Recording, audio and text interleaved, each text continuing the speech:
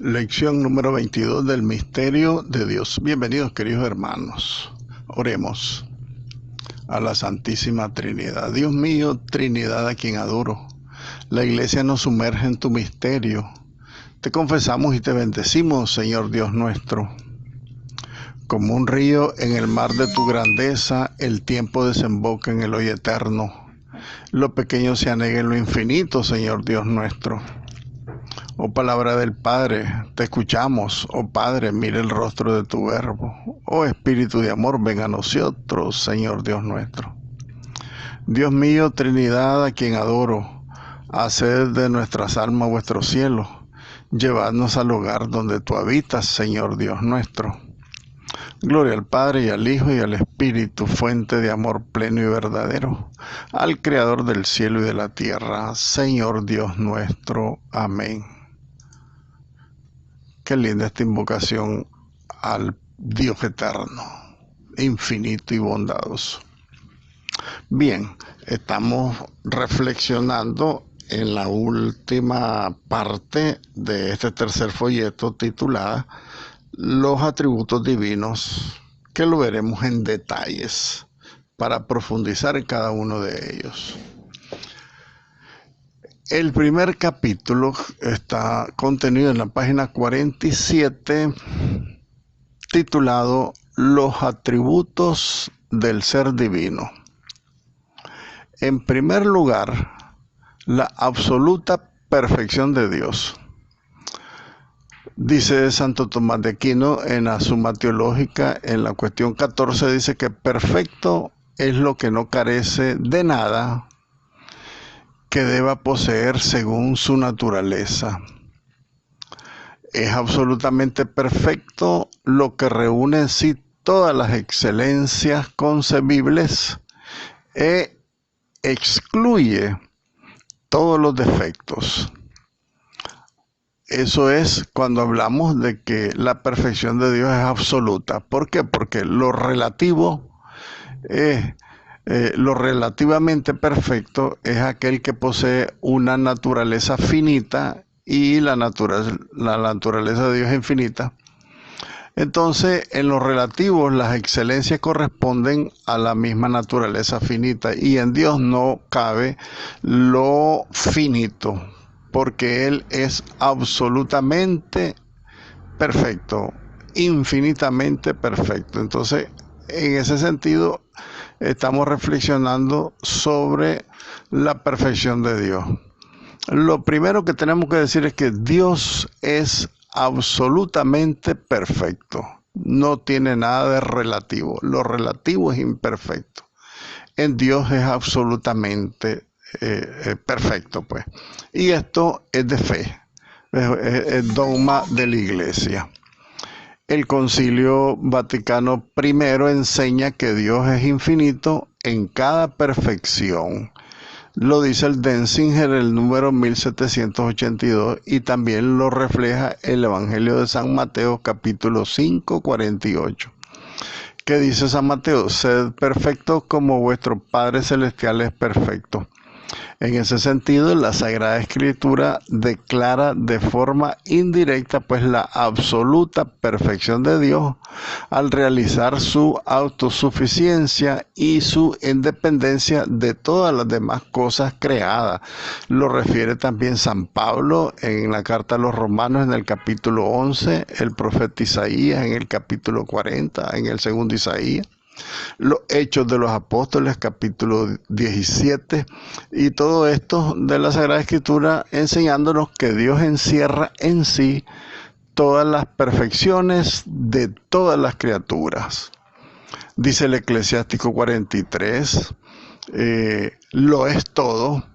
Dice la carta a los Romanos capítulo 11, el Salmo 93, número 9, y los santos padres fundamentan la absoluta perfección de Dios en la infinita riqueza del ser divino.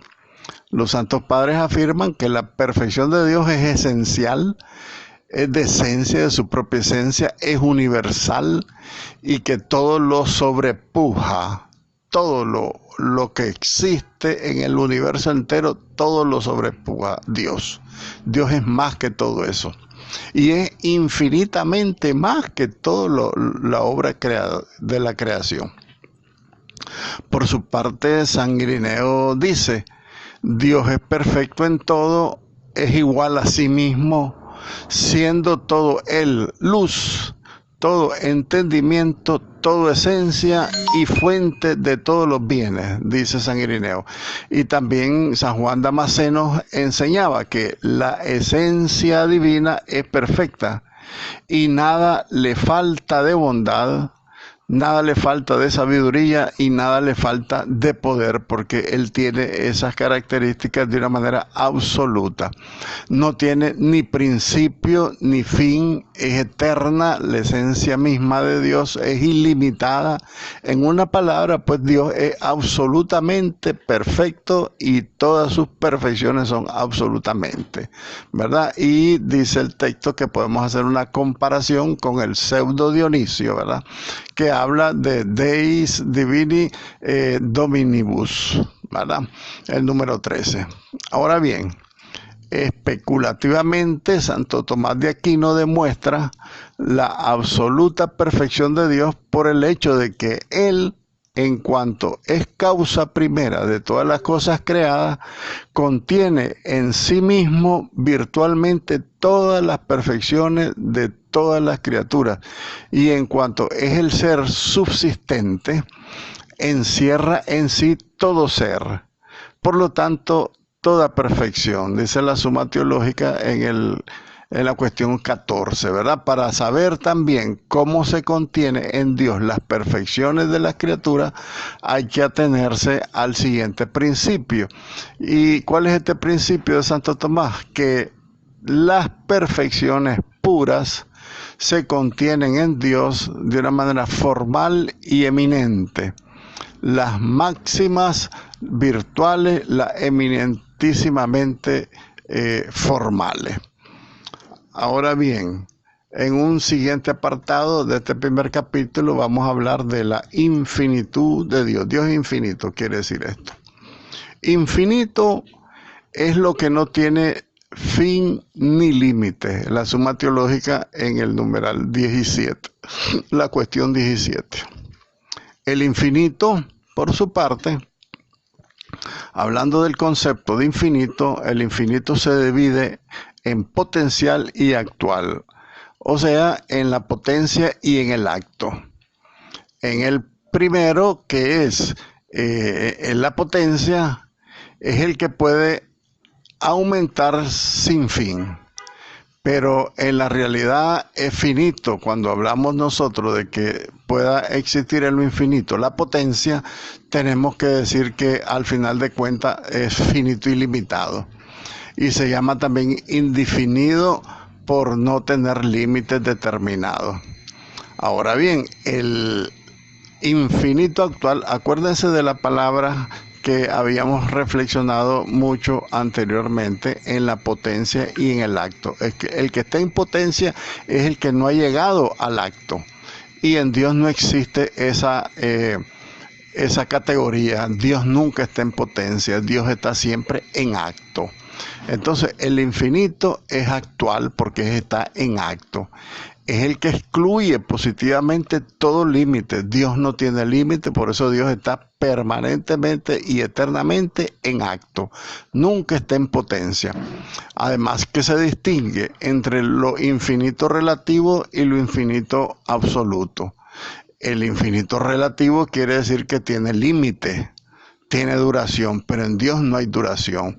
El absoluto, el infinito absoluto, no tiene límite en ningún aspecto. Por lo tanto, tenemos que hablar que en Dios lo infinito es absoluto en Él. Otro subtítulo: Dios es actualmente infinito en cada perfección. Y esto es de fe, es dogma de la Iglesia. Dios es actualmente infinito en cada perfección. Esto está reforzando el párrafo anterior que hablábamos de que un infinito que puede estar en potencia y en acto no calza en Dios estar en potencia, porque Él es lo que es por su misma esencia desde siempre y para siempre, sin límite ni principio ni fin. Entonces en Dios no hay potencia, todo es acto en Él. Entonces hablemos que Dios es actualmente infinito en cada perfección. Esto queremos decir que Dios está en acto infinito, infinitamente en cada perfección. Actualmente esa palabra significa estar en potencia y en acto. Entonces distingamos, quiero repetirlo, remacharlo para que lo entendamos. Estar en acto y estar en potencia. Estar en potencia quiere decir que no has llegado a la perfección, que no has llegado al acto.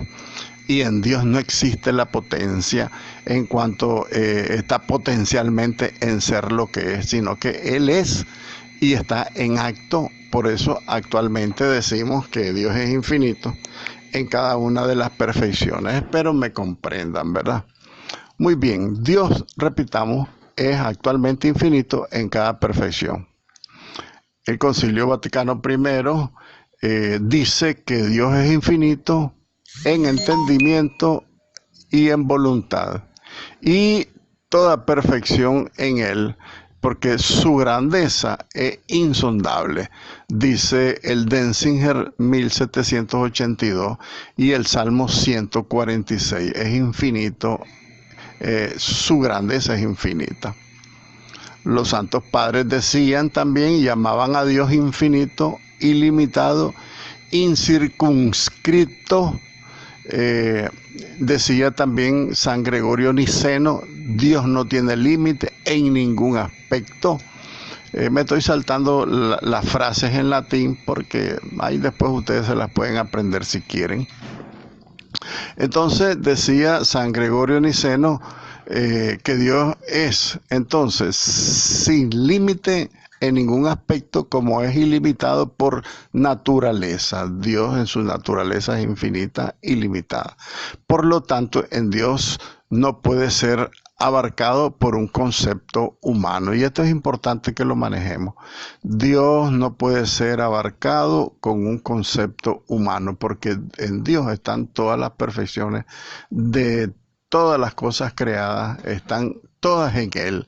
Y es infinitamente más que lo que pueda tener cada una de todas las cosas creadas juntas. Entonces, especulativamente, dice San Gregorio Niceno, especulativamente la absoluta infinitud de Dios se demuestra por el concepto de ser subsistente. ¿Qué quiere decir ser subsistente? Recuerden que Dios no es creado por nadie. Dios es absolutamente, Él es el único que tiene vida, es el único que, según las 5 vías de Santo Tomás de Aquino, también habíamos dicho que Dios es causa eficiente, es una causa incausada. Quiere decir que a Él nadie le da el ser, sino que Él es el ser subsistente. También deseo que entiendan qué significa que en Dios existe o está el ser subsistente, el ser que nadie le da la vida, el ser que nadie le da más de lo que Él tiene, porque Él lo tiene todo, absolutamente todo lo que podamos comprender y entender, y lo que no podamos comprender ni entender. Dios lo tiene todo. Es el ser subsistente. Entonces, como Dios no ha sido causado por otro ser, ni tiene en sí mismo composición alguna, entonces no hay razón no hay en él, ¿verdad?, razón alguna para que posea el ser con limitación. Dios no puede ser limitado porque lo tiene todo en sumo grado, dice Santo Tomás de Aquino, pues en la cuestión número 7. Bien, la simplicidad de Dios. Lo simple, hablemos un poco del concepto de simplicidad. Lo simple es lo que no tiene composición de partes y no es, por lo tanto, divisible. Lo simple no es divisible. La composición es física y en Dios no hay nada físico. Ahora, la composición es física cuando una cosa está compuesta de partes realmente distintas entre sí. Esta composición puede ser sustancial, materia, forma, cuerpo y alma, y también esta composición puede ser accidental porque puede hacer que tenga sustancia y accidente, como es la Eucaristía, ¿verdad? En la Eucaristía hay una sustancia y un accidente de pan.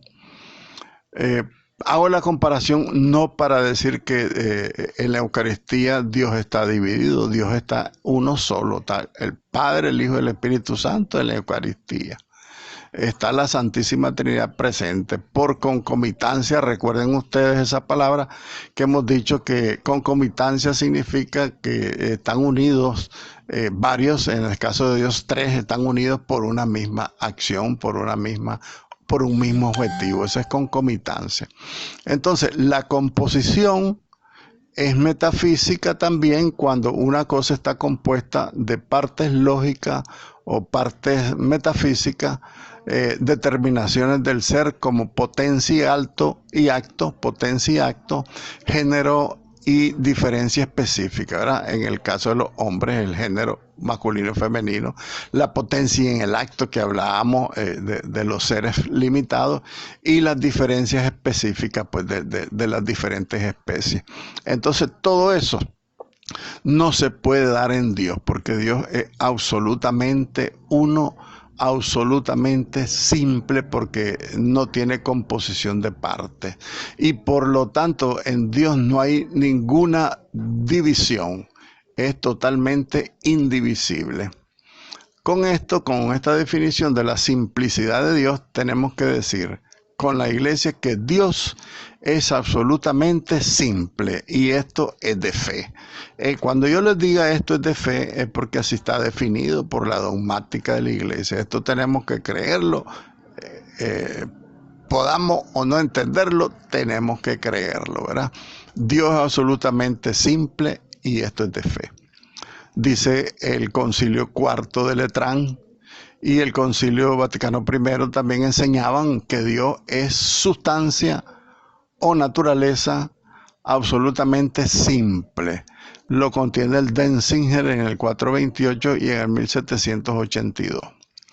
La expresión simplex omnino, sí, así es. La expresión simplex omnino quiere decir que de Dios se excluye toda composición, tanto física como metafísica. Dios no tiene cuerpo, es espíritu. De esta verdad se derivan algunas preposiciones, algunas proposiciones, ¿verdad? En primer lugar, una de las proposiciones de este Dios absolutamente simple es que Dios es espíritu puro.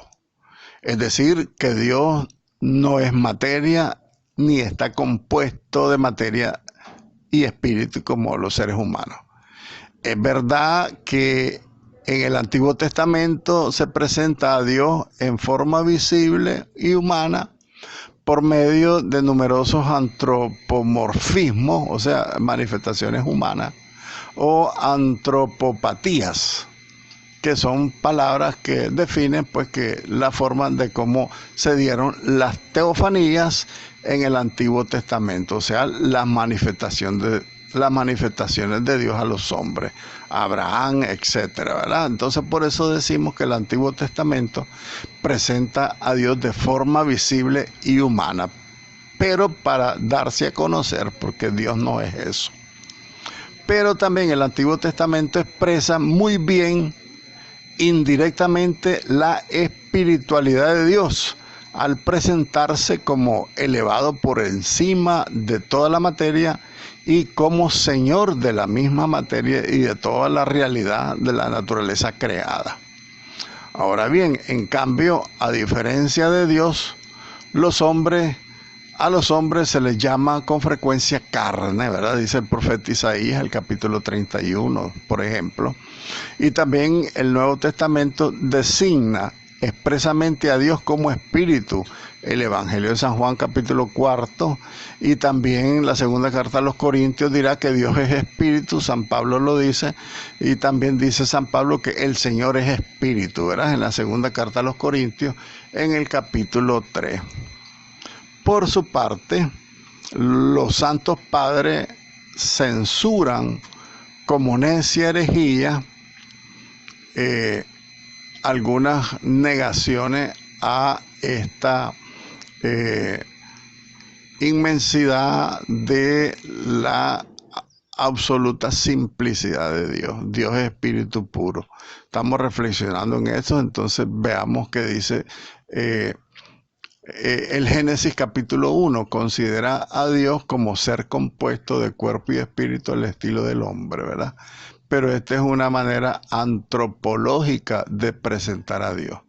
Dice Tertuliano, por influjo de los estoicos, parte del supuesto de que todo lo real es corpóreo, y atribuye también cierta corporidad a los espíritus, a Dios y al alma. Entonces, por lo tanto, por eso hay alguna cierta referencia en los libros del Antiguo Testamento, en primer lugar, ¿verdad? Una interpretación torcida, dice San Jerónimo, sobre la esencia misma de Dios, la simplicidad de Dios. Ahora bien, hablando de que Dios es espíritu puro, especulativamente la inmaterialidad de Dios se demuestra por su pura actualidad, o sea que el Dios es siempre acto puro. Como en Dios no hay potencia pasiva alguna, no hay potencia, Dios es acto puro. Entonces la materia necesita esencialmente estar en algún momento en potencia. Entonces no se puede hablar de materia en Dios, dice Santo Tomás de Aquino en la cuestión número 3. Dios es espíritu puro. Segundo elemento, pues, de la simplicidad de Dios. Recuerden que estamos hablando entonces de la simplicidad de Dios. Dios es simple en sí mismo. Segundo elemento para demostrar la simplicidad de Dios. Dice que Dios es espíritu absolutamente simple.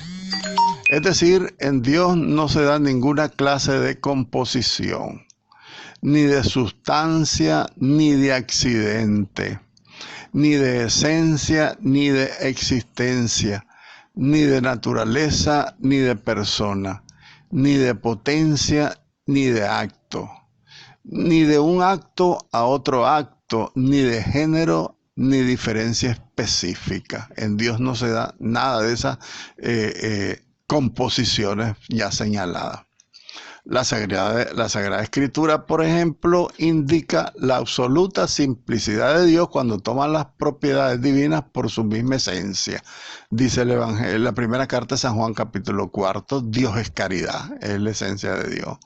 Dice San Juan en el capítulo 14 también, ya yo soy el camino, la verdad y la vida.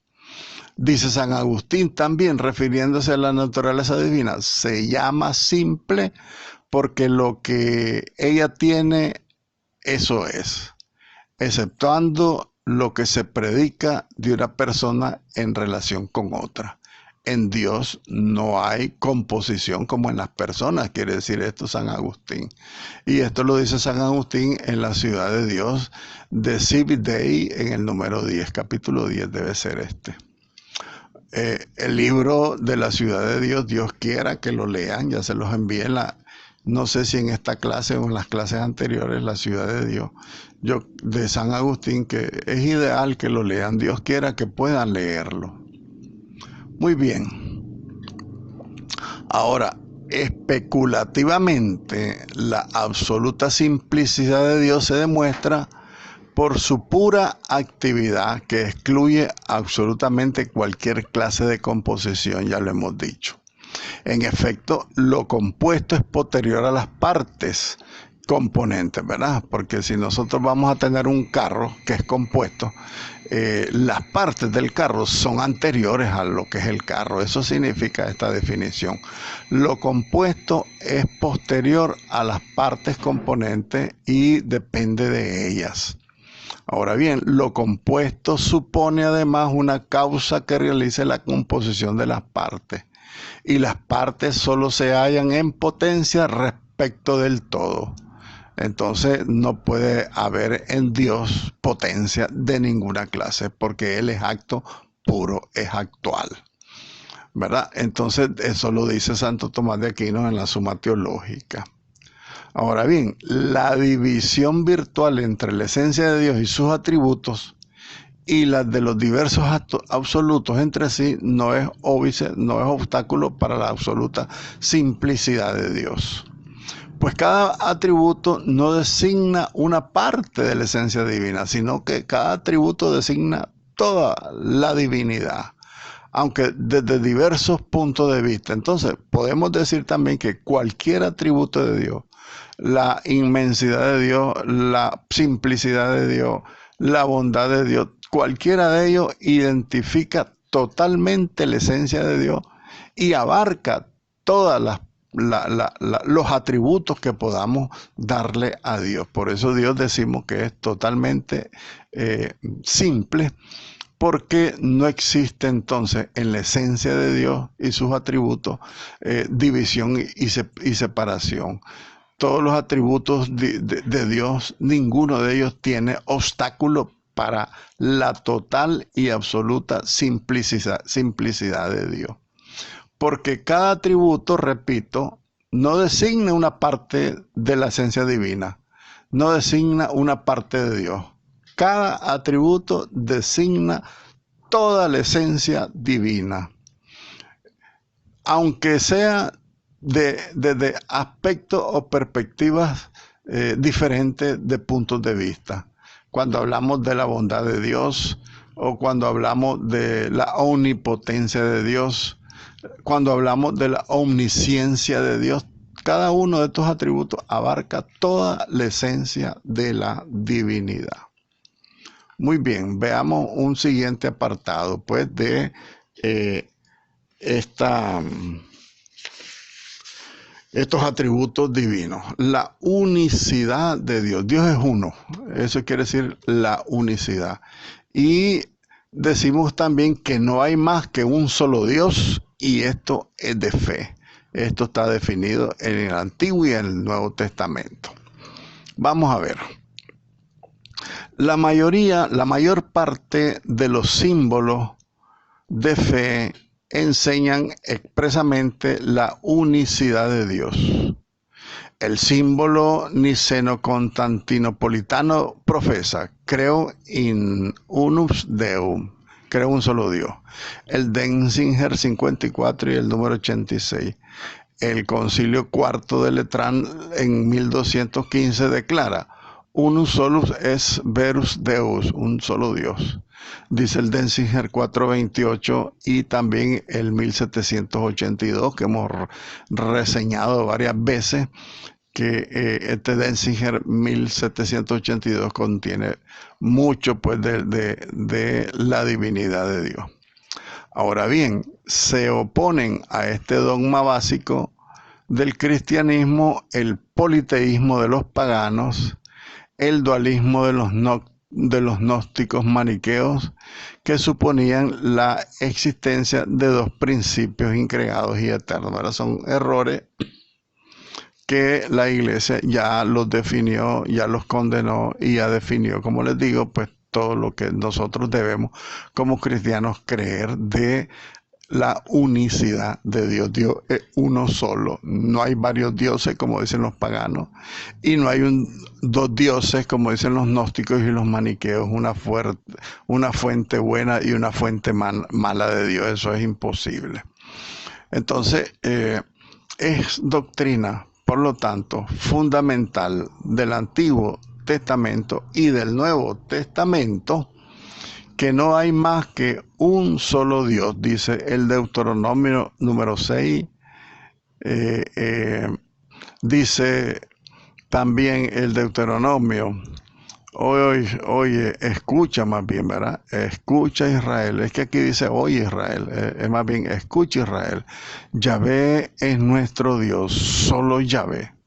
San Pablo, el apóstol de los gentiles, insiste también de una manera marcada frente al politeísmo de los gentiles en la fe de un solo Dios. San Pablo profesará entonces y predicará la fe en un solo Dios. Y lo dirá en la primera carta a los Corintios, capítulo 8, donde dice, sabemos que el ídolo no es nada en el mundo y que no hay más Dios que uno solo, nuestro Dios, ¿verdad?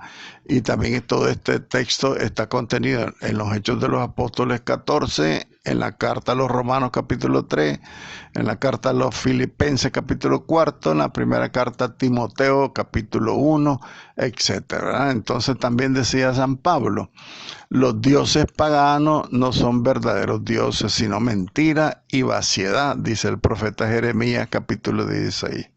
Y también dice el Salmo 95 que los dioses falsos son cosas huecas.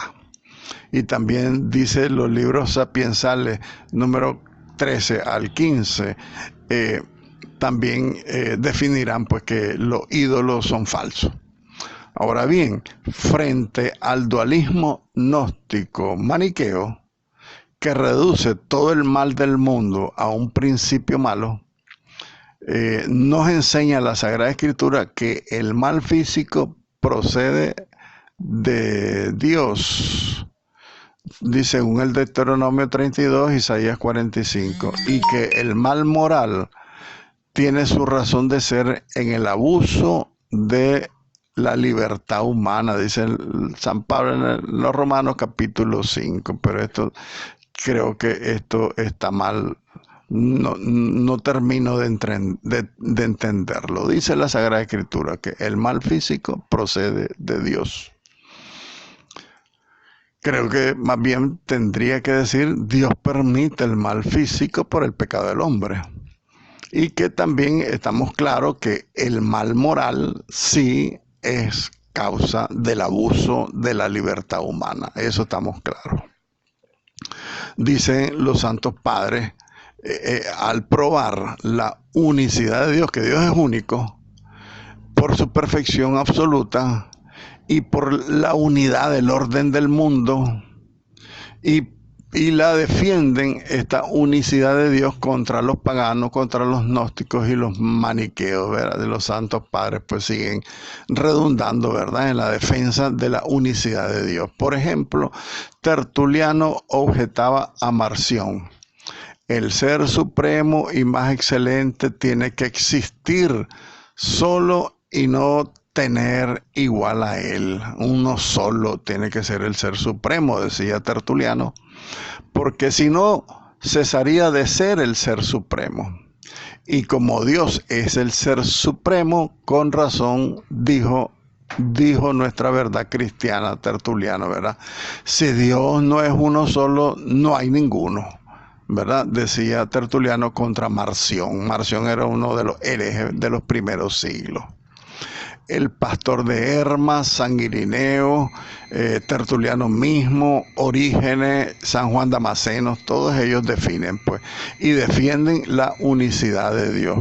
Por su parte, en la escolástica, Santo Tomás de Aquino deduce especulativamente, o sea, por la razón, deduce una unicidad de Dios de su simplicidad y de su infinitud en sus perfecciones. Y también Santo Tomás de Aquino deduce la unicidad de Dios en la unidad del universo. El universo es uno solo y único, aunque sea inmenso y casi infinito. Digo el universo casi infinito porque solo Dios es infinito. Muy bien, en la historia comparada de las religiones, que es otro texto del estudio de la teodicea, ya saben ustedes qué quiere decir la teodicea, ¿verdad? Es el estudio de Dios sin la Sagrada Escritura y sin la doctrina, sino que la razón pura, la filosofía. Eso es la teodicea. Entonces uno de los temas de la filosofía es la historia comparada de las religiones. Y esta historia comparada de las religiones nos enseña que la evolución religiosa de la humanidad no pasó del politeísmo al monoteísmo, sino al contrario.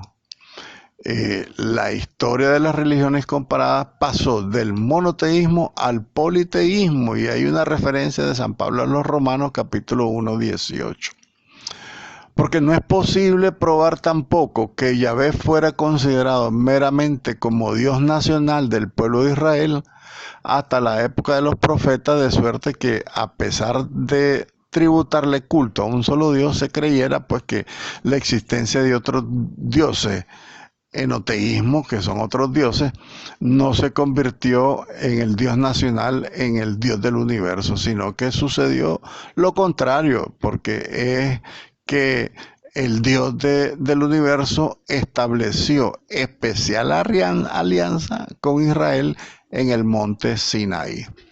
Explico esto de una manera sencilla, porque es interesantísimo. Las religiones humanas no nacieron del politeísmo, sino que nacieron del monoteísmo, que después se dividieron y se fueron, es otra cosa.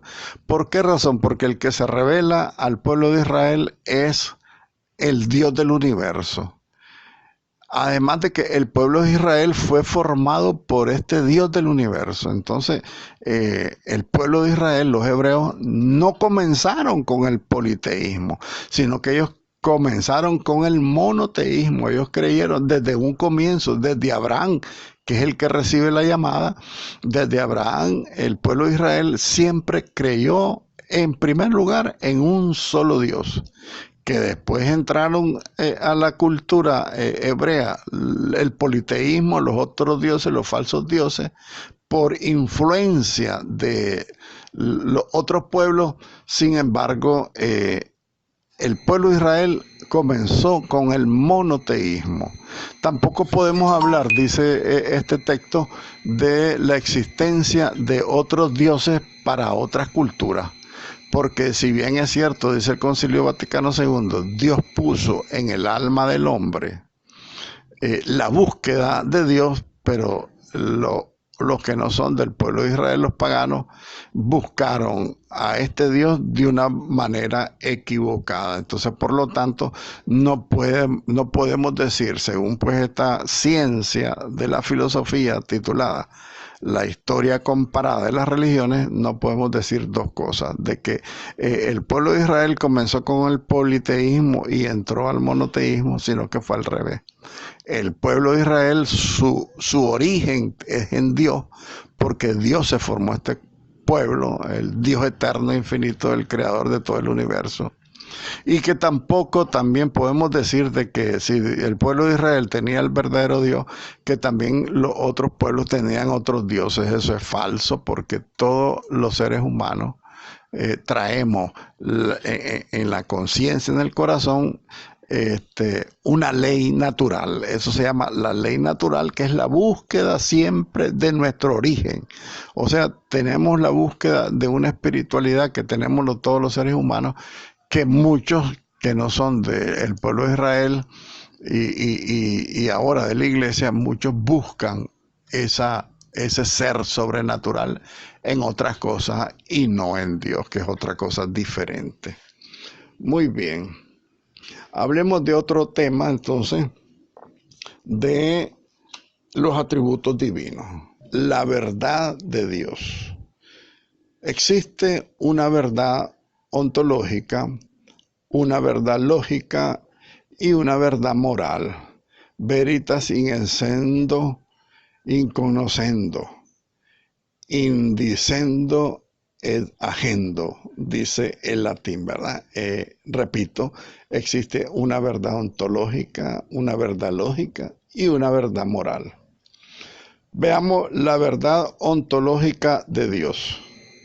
La verdad ontológica de Dios, o verdad de las cosas, es la conformidad de un objeto con su idea. No es sino el ser de la cosa misma en cuanto es conocible.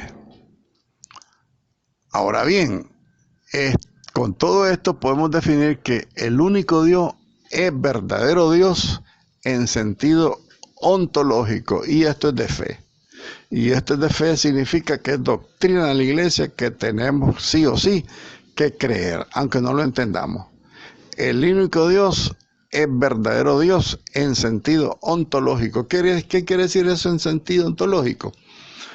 Que en sentido de su mismo ser es verdadero Dios. El Concilio IV de Letrán y el Concilio del Vaticano I llaman a Dios Deus Verus, el Dios verdadero, ¿verdad? Pues Él solo responde perfectamente a la idea de Dios. Dice el profeta Jeremías capítulo 10, San Juan en el capítulo 17, San Pablo en la primera carta Tesalonicenses capítulo 1. También hacen referencia de que el Dios nuestro es el único, el verdadero Dios. Si buscan otro Dios, no es el verdadero, son dioses falsos. No existen, por lo tanto, porque los dioses falsos es el demonio que se manifiesta. Ahora bien, como Dios es el ser y también la verdad misma, fíjense bien que estamos hablando en el sentido ontológico de Dios, o sea, su composición de su naturaleza divina, eso es lo ontológico. Entonces estamos hablando de que solo Dios responde a esa respuesta, a esa idea que tenemos todos de Dios. Esto significa que Dios es el ser, ontológicamente es el ser, es el único que tiene vida. Yo soy la vida, dice Jesucristo. El yo soy, que le dijo Dios a Moisés, yo soy el que soy, yo soy el único que tiene vida.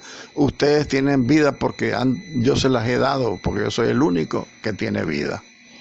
Y en la vía de la contingencia, la tercera vía de Santo Tomás de Aquino, también se nos habla que por la contingencia de los seres nosotros descubrimos que Dios es el ser necesario, es el único ser por su misma esencia, de una manera ontológica, por su propio ser, su esencia natural, de su naturaleza divina. Él es el único que tiene vida y por eso la puede transmitir. Y el resto de los seres somos contingentes. ¿Qué quiere decir esto? Que somos contingentes porque así como existimos, no es necesario que existamos para que Dios sea Dios. Podemos existir o no existir, sin embargo Dios siempre será el ser. Y será siempre la verdad misma. Entonces, este Dios en su ser y en su verdad misma como causa ejemplar y eficiente, porque a él nadie lo causa, sino que él es la causa eficiente. Entonces Dios da la inteligibilidad, la inteligencia, ¿verdad?, junto con el ser a todas las cosas creadas. O sea que todos podemos comprender quién es Dios, ¿verdad? Nos da la inteligencia, digámoslo así, para comprender quién es Dios, porque solo en él, solo Dios responde a esa idea que tenemos de Dios. Ahora bien, todo ser creado es la realización de una idea divina. Esto es importante, repito, todo ser creado es la realización de una idea divina. ¿Qué significa esto? Yo personalmente quedo asombradísimo, quedo impactado al pensar que antes que yo existiera, Dios ya me tenía en su mente y en su corazón. Silvio ya existía en la mente y el corazón de Dios desde siempre y para siempre. Desde toda la eternidad ya existíamos en la mente de Dios. Entonces esto significa que todo ser creado es la realización de una idea divina, porque ya estábamos en el corazón de Dios, ya estábamos en la mente de Dios, incluso antes de ser creados todos los seres humanos, los que tenemos la capacidad de comprender a Dios.